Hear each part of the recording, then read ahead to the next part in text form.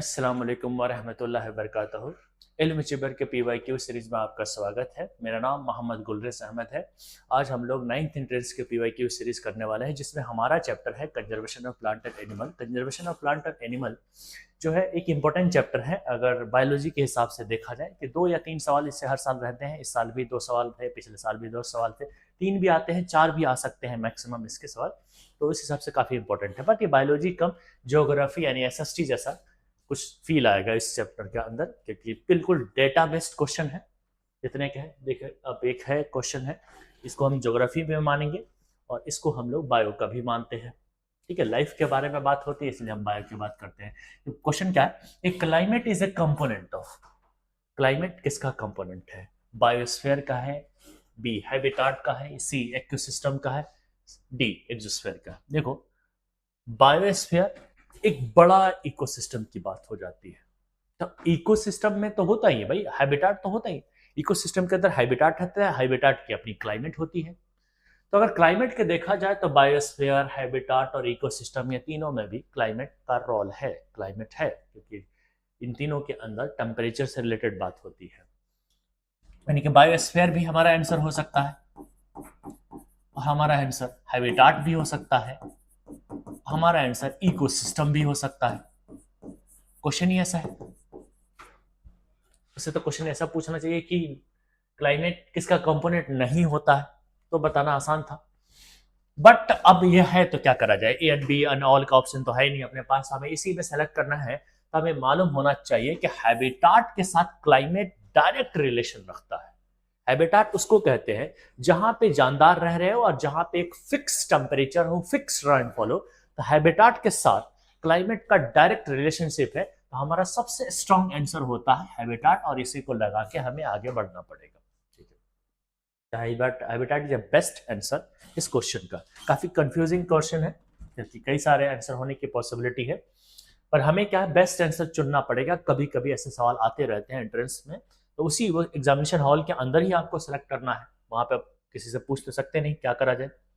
Okay, तो इस तरीके से आपको बेस्ट आंसर की तरफ जाना है, और इस क्वेश्चन का बेस्ट आंसर हैबिटाट था।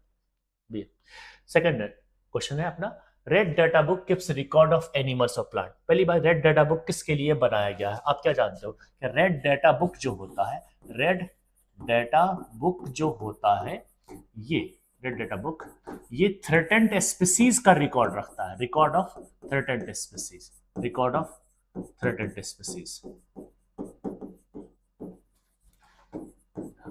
थ्रेटेंड स्पीसीज, थ्रेटेंड स्पीसीज का रिकॉर्ड रखता है। थ्रेटेंड स्पीसीज में 3 नाम आते हैं।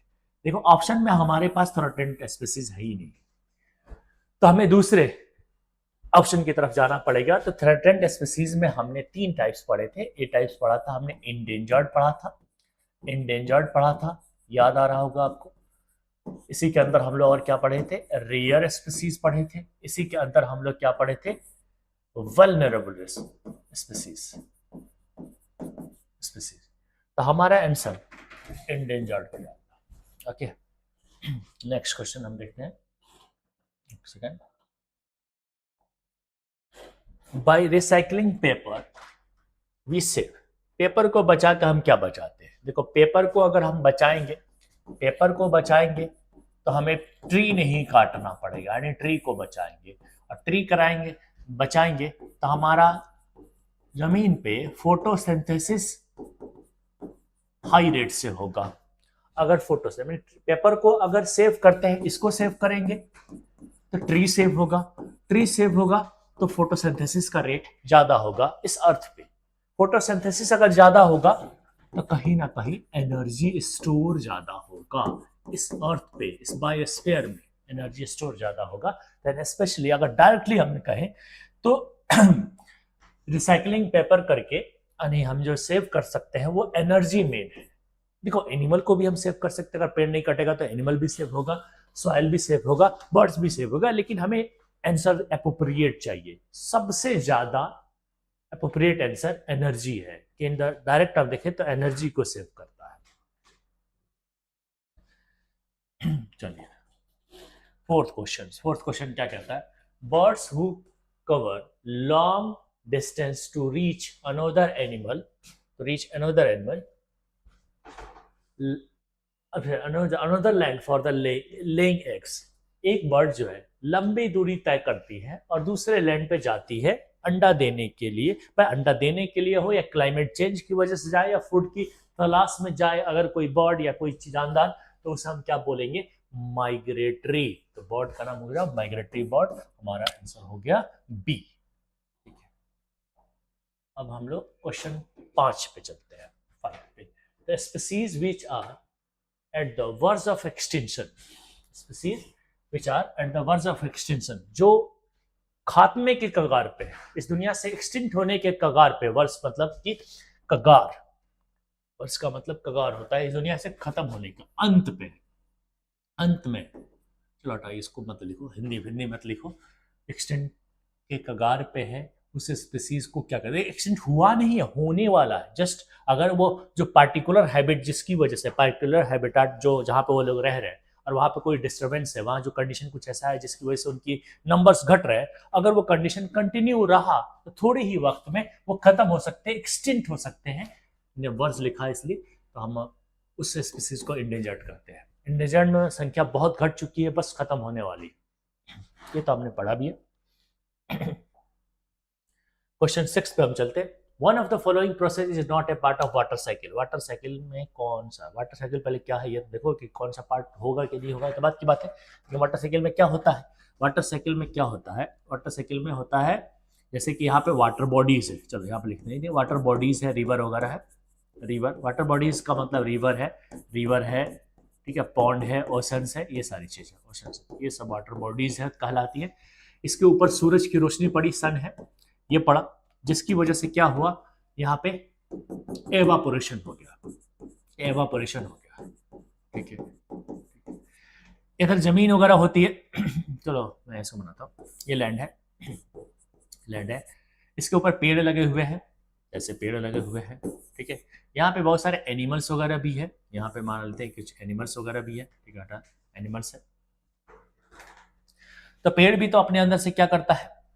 एवापोरेशन करता है, सॉरी ट्रांसपायरेशन करेगा। यहाँ ट्रांसपायरेशन होता है, तो यहाँ से वाटर निकलता है, यहाँ वाटर एवापोरेट होके यहाँ पे जाता है, यहाँ ट्रांसपायरेशन की मदद से वाटर लॉस होता है। तो पढ़े होगे तुमने, loss of water in the form of water vapour is called transpiration. चलो मैं बता देता हूँ, लॉस ऑफ वाटर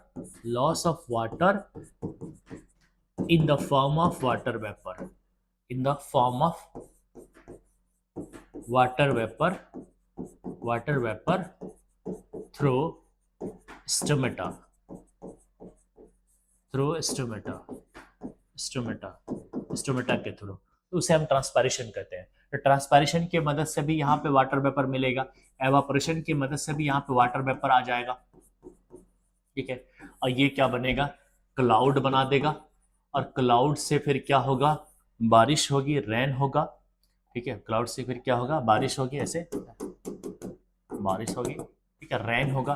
तो क्लाउड से जब रेन हो रहा है तो इस प्रोसेस में क्या हो रहा है? कंडेंसेशन हो रहा है। फिर वापस वाटर बॉडीज से गया था पानी, अब वाटर बॉडीज तक ही आ गया, ऐसे बह हो के। ठीक है, तो एक हुआ एवापोरेशन, ये तो है। ठीक है, कंडेंसेशन भी है, ऑप्शन था कंडेंसेशन, देखो कंडेंसेशन तो है, ट्रांसपायरेशन भी है, एवापोरेशन भी है, लेकिन क्या चीज नहीं है इस साइकिल के अंदर? इस साइकिल के अंदर क्या चीज नहीं? देखो ये गया एवापोरेशन, ठीक है, यहां से ट्रांसपायरेशन, ठीक है, कंडेंसेशन, ये सब कुछ हो रहा। क्या चीज नहीं हो रहा इस साइकिल के अंदर? इस साइकिल के अंदर फोटोसिंथेसिस नहीं हो रहा। वाटर साइकिल के अंदर फोटोसिंथेसिस नहीं होता, ये अलग चीज है। ठीक है, समझ में आया होगा, आई थिंक समझ में आ गया। तो हम नेक्स्ट क्वेश्चन की तरफ हम चलते हैं। नेक्स्ट क्वेश्चन है 7 नंबर क्वेश्चन। 7 नंबर क्वेश्चन है, deforestation lead to the. Deforestation से क्या होता है? जब डिफोरेस्टेशन होता है मतलब लार्ज स्केल पे प्लांट को जब हम काटते हैं तो फिर क्या होता है? प्लांट खत्म हो जाते हैं, तो उससे क्या होगा? अर्थ का टेम्परेचर बढ़ जाता है, जिसे हम क्या कहते हैं? ग्लोबल वार्मिंग हो जाता है। पढ़े हो? तो अर्थ का टेम्परेचर बढ़ जाता है, और अर्थ का टेम्परेचर अगर बढ़ जाता है तो ऑक्सीजन और कार्बन डाइऑक्साइड का जो लेवल है, जो बैलेंस है, वो खत्म हो जाता है।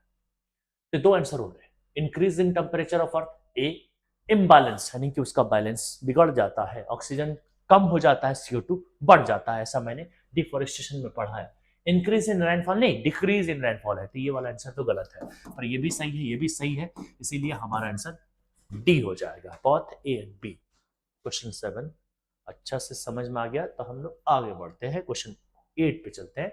Those species of plant or animal that are found exclusively in a particular area are termed as, वो स्पीसीज जो किसी खास इलाके, प्लांट हो या एनिमल, प्लांट का हो या एनिमल का, वो स्पीसीज जो कि पार्टिकुलर एरिया में पाए जाते हैं, हर जगह नहीं पाए जाते, या टर्म देखना, टर्म देखो यहाँ पे, और एक्सक्लूसिवली या exclusively in a particular area, खास करके एक पर्टिकुलर एरिया में ही पाया जाता है, एक्सक्लूड किया, हर जगह नहीं पाया जाता। तो ऐसे स्पीसीज को हम लोग एंडेमिक स्पीसीज कहते हैं, जो एक खास एरिया में पाया जाता है, उसे हम एंडेमिक स्पीसीज कहते हैं। तादाद में कम होते हैं और खास इलाके में होते हैं। अगर तादाद में कम है और हर जगह थोड़ा थोड़ा करके बिखरे हुए हैं, तो उसे हम रेयर स्पीसीज कहते हैं। रेयर और एंडेमिक में यह फर्क है। एंडेमिक में क्या कि तादाद कम होने के साथ साथ एक पार्टिकुलर एरिया, कन्फाइंड एरिया दे रखा होगा सवाल। रेयर में क्या होगा, तादाद तो कम है, हमारी किसी वजह से तादाद कम हो रहा है, या सॉरी नेचुरली जो है पैदा ही तादाद में कम हुए हैं, ये भी पैदा ही तादाद में कम हुए, बट क्या है कि वो हर जगह स्कैटर्ड है, हर जगह फैले हुए हैं रेयर, ये एक पर्टिकुलर एरिया पे है। हमारा आंसर एंडेमिक हो गया, आगे पढ़ने की जरूरत नहीं। आगे बढ़ते हैं, क्वेश्चन 9 पे चलते हैं। Red data book is the source that keeps the record of, हम पहले भी अभी पढ़े थे कि रेड डाटा बुक में थ्रेटेंड स्पीसीज होता है, थ्रेटेंड में इंडेंजर्ड मेन है, यहाँ पे इंडेंजर्ड एनिमल्स है, ये लगा के निकल जाओ। क्वेश्चन 10 पे चलते हैं। एंडेमिक फौना, एंडेमिक फौना मतलब जानवर के बारे में बात हो रही है जो एंडेमिक है, यानी कि पार्टिकुलर एरिया में पाए जाते हैं, उनकी संख्या कम है। तो कौन है, बिसॉन है। बिसॉन इज अ बेस्ट एग्जांपल, जहां बिसॉन होगा उसको लगा देंगे। और ग्यांट स्क्वेरल होता है, दो होते हैं, बिसॉन एंड ग्यांट स्क्वेरल, पर ग्यांट नहीं, फ्लाइंग स्क्वेरल लिखा हुआ है, ग्यांट स्क्वेरल, इन दोनों में से इस पे लगा देता हूं, ठीक है। क्वेश्चन 11 पे चलते हैं। Dash is a group of animal, group of living organisms consisting of similar individual capable of exchanging genes or interbreeding, मतलब ग्रुप ऑफ लिविंग ऑर्गेनिज्म का वो झुंड जिसमें, जिसके अंदर सारे के सारे सिमिलर इंडिविजुअल्स, सिमिलर इंडिविजुअल मतलब इंसान है तो इंसान ही हो, कुत्ते हैं तो कुत्ते ही हो, भैंस है तो भैंस ही हो, सिमिलर इंडिविजुअल वही हो, एक जैसे दिखते हो भाई, सबके हाथ का जैसे इंसान है बहुत सारे, सबके जैसे इंसान जैसे लुक होता है वैसा होना चाहिए। And capable of exchanging gene, वो चाहे सेक्सुअल रिप्रोडक्शन के थ्रू, यानी आपस में जीन को इंटरचेंज करते हैं हम सेक्सुअल रिप्रोडक्शन में, बच्चे जो पैदा होते हैं दोनों के जीन होते हैं, ठीक है, या इंटरब्रीडिंग बात सेम है, एक्सचेंजिंग जीन।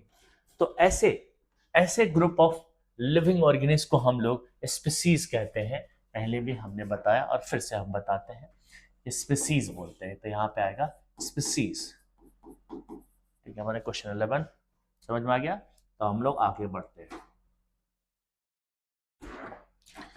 क्वेश्चन अगर समझ में आए तो वीडियो को लाइक करें एंड चैनल को सब्सक्राइब करना ना भूलें। Kanha national park is located in, हम सब जानते हैं भाई कान्हा, मैंने शॉर्ट में पढ़ा है कान्हा, केएम आपको याद रखना है, के फॉर कान्हा, और कहाँ पाया जाता है, तो मध्य प्रदेश में पाया जाता है, ठीक है। तो मध्य प्रदेश कहाँ, सी आंसर होगा, पूरा का पूरा चार्ट ही है आपके पास। 13 में the species of plant and animals found in a particular area, अभी पीछे पढ़े कि पार्टिकुलर एरिया में अगर कोई प्लांट और एनिमल का स्पीसीज पाया जाता है तो उसे हम लोग क्या बोलते हैं, एंडेमिक बोलते हैं। तो फिर पढ़ने की क्या जरूरत है, लगाओ एंडेमिक, आगे बढ़ो, ठीक है। तो 17 क्वेश्चन है, चलो चेंज करते हैं, नेक्स्ट क्वेश्चन 14, 13 हो गया, 14, एक ग्रुप ऑफ पॉपुलेशंस आ गया, ग्रुप ऑफ लिविंग ऑर्गेनिज्म या group of population capable for interbreeding, क्या कहेंगे उसके, स्पीसीज कहेंगे, पीछे भी हमने पढ़ा था, अभी पढ़ा था, रिपीट बहुत हो रहा, आते तो क्वेश्चन बहुत है इस चैप्टर से, बट रिपीट भी बहुत हो रहे हैं। Group of population which are capable interbreeding, फिर से आ गया इंटरब्रीडिंग, फिर से भाई लगातार, अब देखो, तो देखो पहला अभी देखना, ये क्वेश्चन था 17 का ही, दूसरा 16 में, लगातार एक ही क्वेश्चन है, बस ऑप्शन बदले हुए, in injured animal, fauna, extant animal, बस कुछ नहीं, स्पीसीज दवाई। इंटरब्रीडिंग, ऐसा ग्रुप ऑफ स्पीसीज जो इंटरब्रीड कर सकते, वो क्या कहलाएंगे? स्पीसीज कहलाएंगे। तो रटा भी गया होगा तुमको। क्वेश्चन 16 पे चलते हैं। The huge variety of plant and animals and other living organism harmony and mutual dependencies. बहुत सारे अलग अलग तरीके के प्लांट और एनिमल एक जगह पे मौजूद है और वो आपस में इंटरेक्ट भी कर रहे हैं। इन हार्मोनी एंड म्यूचुअल डिपेंडेंस मतलब आपस में एक दूसरे के ऊपर डिपेंड भी है। जैसे प्लांट है, हम एक ही जगह पे एक ही इसी सोसाइटी में, प्लांट हमें ऑक्सीजन देता है, हम उसे कार्बन डाइऑक्साइड देते हैं, एक दूसरे पे पूरी तरह से डिपेंड है। हम खत्म, कार्बन डाइऑक्साइड खत्म, प्लांट खत्म, प्लांट खत्म, ऑक्सीजन खत्म, हम खत्म, तो पूरी तरह से डिपेंडेंसी है। ठीक है, तो इस चीज को हम क्या बोलते हैं? इस किस चीज का ये डेफिनेशन है? बहुत अच्छा डेफिनेशन है। किस चीज का? डाइवर्सिटी यानी बायोडाइवर्सिटी का है। क्वेश्चन 17 के हम करते हैं। What is the process of conversion of fertile soil into sand? Fertile soil जब सैंड में तब्दील हो जाता है, हम करते तो नहीं है लेकिन हो जाता है, डिफोरेस्टेशन की वजह से प्लांट खत्म हो जाते हैं, फिर फर्टाइल सॉइल उड़ जाता है और नीचे सैंड सॉइल बचता है, तो क्या होता है? डिजर्टिफिकेशन होता है। Desertification, what is the process of conversion of fertile? इसको हम कहते हैं डिजर्टिफिकेशन। डिजर्ट बन जाएगा ना, सैंड बनने का मतलब क्या है? डिजर्ट बनना, इसलिए डिजर्टिफिकेशन। डायरेक्ट क्वेश्चन है, नोट से अपने। Right any one consequence of deforestation. Deforestation की वजह से कोई एक बड़ा नुकसान बताना है आपको। कॉन्सिक्वेंस मतलब डिस्ट्रक्शन। सबसे बड़ा नुकसान क्या होता है? कि अर्थ की टेम्परेचर बढ़ जाती है। Decreasing the temperature of earth, ये बिल्कुल नहीं, ये तो गलत बात है। ठीक है, ये तो सही लग रहा। डिक्रीजिंग प्रेशर, भाई प्रेशर अगर डिक्रीज होगा तो टेम्परेचर बढ़ेगा। ठीक है ना, प्रेशर से कोई रिलेशन नहीं है, सिंपली बात है। डिफरेंशिएशन की वजह से प्रेशर जो है थोड़ा सा घटता है, बट अगर इंक्रीजिंग टेम्परेचर ऑफ अर्थ लिखा है तो ये बेस्ट है, स्ट्रॉन्ग आंसर है, इसीलिए हम इसको लगाएंगे। 19 number question. Plant and animal species found exclusively in A confined area यानी पार्टिकुलर एरिया, किसी कन्फाइंड एरिया में कोई खास तरीके के प्लांट और एनिमल पाया जाता है तो उसे हम क्या बोलते हैं? उसे हम confined endemic species.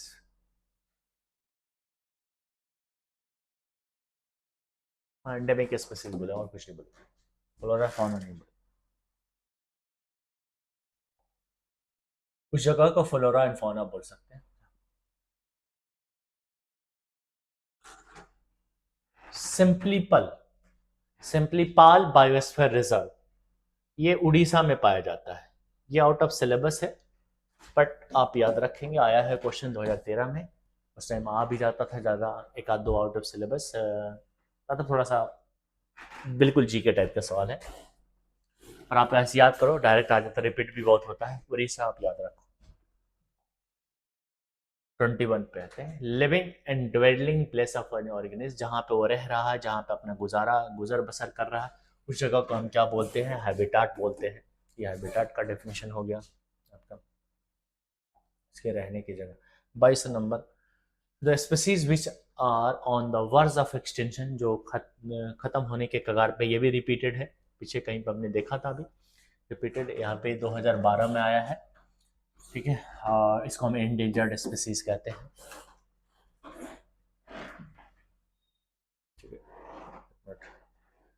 23 number. The cutting forest on large scale, उससे हम क्या कहते हैं? डिफोरेस्टेशन कहते हैं। बड़े पैमाने पर अगर पेड़ को काटेंगे तो हम उसे डिफोरेस्टेशन कहेंगे। 24 number. Plant belonging to a particular area, अगर किसी पार्टिकुलर एरिया से बिलोंग करता है उसे हम लोग क्या बोल रहे हैं? फ्लोरा।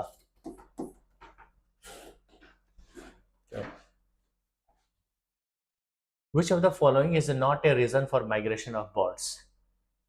इनमें से कौन है जो माइग्रेशन ऑफ बर्ड के लिए रीजन नहीं है? तो भाई बर्ड माइग्रेट करती है, या तो फूड के लिए माइग्रेट करती है, या तो फिर रिप्रोडक्शन के लिए माइग्रेट करती है, क्लाइमेट चेंज के लिए करती है, फिर सर्च ऑफ फूड हो सकता है। सच ऑफ नेस्ट नहीं, घोंसले की नहीं, घोंसले तो कहीं भी बनाए जा सकते हैं, घोंसले के लिए नहीं करता है, तो ये आंसर हमारा हो जाएगा, क्योंकि नॉट पूछा था, देखा क्वेश्चन में नॉट लिखा था, तो उस हिसाब से सच ऑफ नेस्ट हो जाएगा, क्योंकि सच ऑफ नेस्ट के लिए नहीं जाती, माइग्रेट नहीं करती। The species of plant or animals, plant and animal that are exclusively found in a particular area, अभी पीछे एकदम जस्ट सिमिलर हूबहू क्वेश्चन था, वो है एंडेमिक स्पीसीज, इसका आंसर हो जाएगा। ठीक है, तो बस हमारे पास ये 26 सवाल थे जो हम लोगों ने 2025 से लेकर पीछे की तरफ गए, तो 2010 से 25 तक के बीच में हमारे पास 26 क्वेश्चन आए हुए थे। किस साल 2 भी है, किस साल 3 भी है, किस साल 1 है क्वेश्चन, पर इसे आते ही आते हैं क्वेश्चन, इसलिए इंपॉर्टेंट है। ठीक है, अगर वीडियो आपको पसंद आएगा तो प्लीज़ वीडियो को लाइक करें और चैनल को सब्सक्राइब करें, और भाई सब्सक्राइब करना ना भूलें प्लीज़।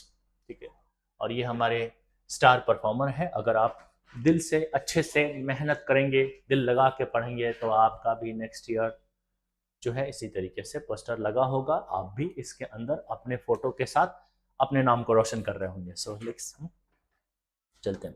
ओके, अल्लाह हाफिज़।